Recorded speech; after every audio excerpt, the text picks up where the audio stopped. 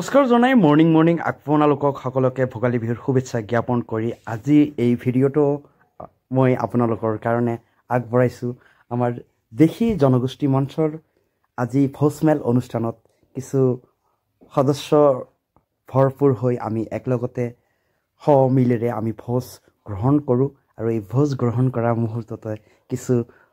Photography আমি upload কৰিলোঁ ফেচবুকৰ সকলো বন্ধু বান্ধৱীক দেখুৱাৰ কাৰণে যে আমি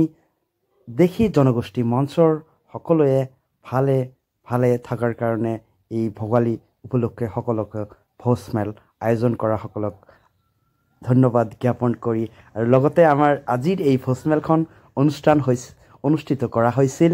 নুৰ হুছেইন আহমেদ ডাঙৰীয়াৰ বাসগৃহত। সকলোৱে আমি মৰ্নিং সকলোৱে চিৰা মুড়ি দৈ আৰু লগতে লোকেল বনোৱা কিছু পিঠা খাই আমাৰ মনত বহুত আপ্লুত হওঁ। আমি বহুত এটা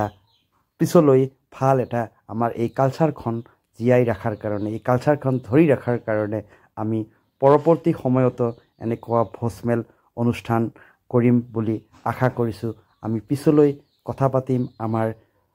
এই খেৰপাৰা আঞ্চলিক যিটো দেশী জনগোষ্ঠী মঞ্চ সকলো সদস্যকে